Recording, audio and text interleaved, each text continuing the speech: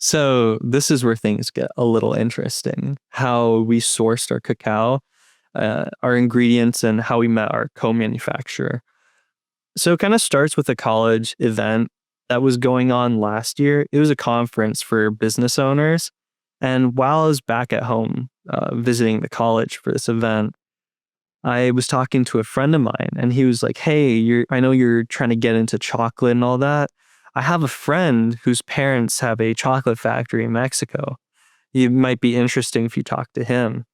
And so, just as my friend said that, the guy he was talking about literally walks into the building. And my friend goes, "There he is. You need to go talk to him."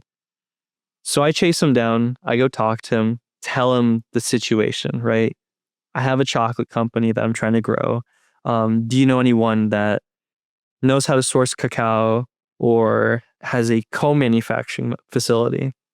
He goes, "I know just the guy. I have a cousin of mine over in Ecuador, um, who's who has a relatively new chocolate company. Might be great if you talk to him."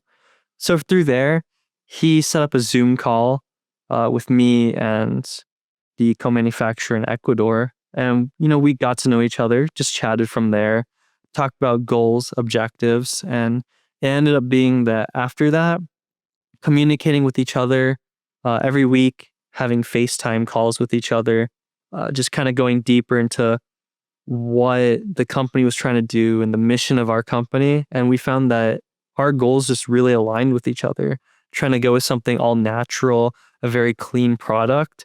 And he was saying too, just because of his circumstances in Ecuador, that he couldn't find many people within his country that aligned with his vision, but was happy to see someone from America that could definitely align with the vision and also provide support to their business as well. And through there, just made the decision to go out, visit him, tour his facility out in Ecuador, February 2025. Stay there for a week, get to know him more, see his family, introduce myself to them. And not only that, but go out to the farm where he was sourcing the cacao.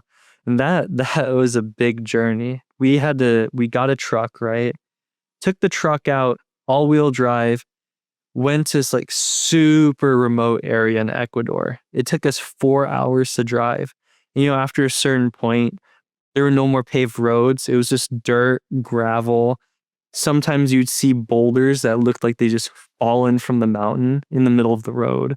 So you'd have to like navigate tough mud, these rocks, and then till you get to this like small village where there's maybe like 30 people, 40 people living there.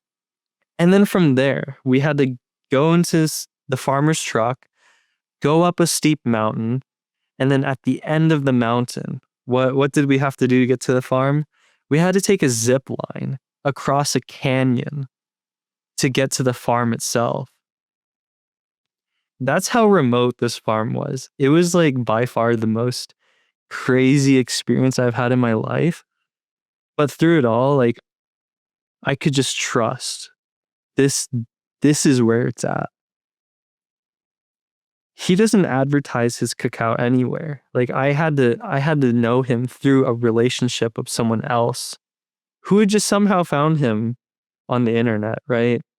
So being able to go out, go to the farm and just see the natural beauty of the area and seeing how remote this was and being able to talk to the farmer himself was just such a surreal experience and um, gave me that verification and trust that I was looking for a chocolate that not only I'm gonna consume, but all my friends, family, and hopefully you will enjoy.